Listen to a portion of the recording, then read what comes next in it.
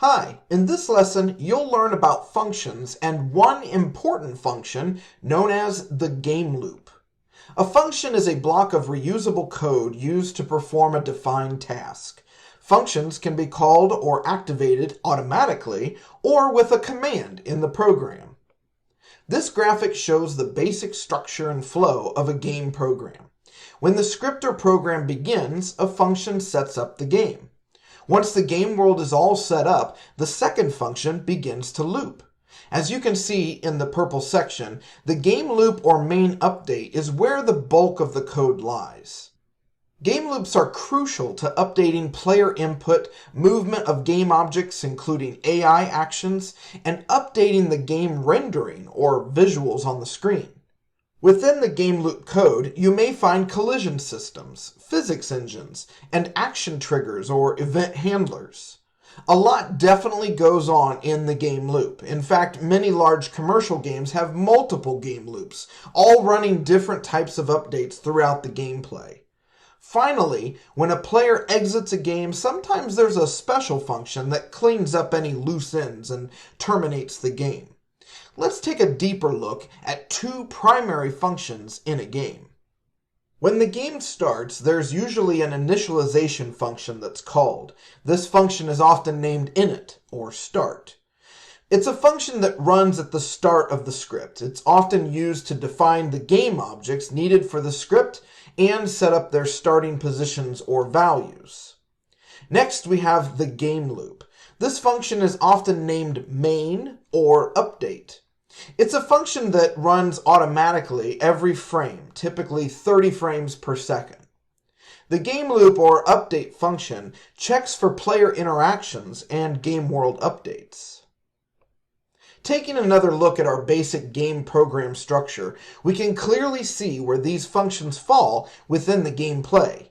Unity scripts use start and update as the functions that control these two main parts of the structure. Remember that the start function is called once, whereas the update function is called repeatedly every frame. But what about the termination function in our program structure? The Unity game engine takes care of that process for us, and there often isn't a need for a termination function in Unity scripts. These two additional game program functions aren't often used in Unity scripts, but it's important to recognize them, as some game engines require these functions. Some game engines require a separate render or draw function. This function draws the game world and objects after updates are made every frame. This function's code is sometimes included in the game loop or update function, like you'll find in Unity scripts. The termination function is sometimes used to remove garbage or any unused game objects to exit the game. It's usually an optional function, as many game engines now have a built-in garbage collector. Let's take a look again at our Unity script boilerplate. Unity scripts are often in the C# programming language. Functions in C# begin with the command void. So if you see the word void, it's usually safe to assume that's a function or a set of code that can be reused in the script. The first function provided to us in our boilerplate is the start function. Any code between the two curly brackets will run at the start of this script.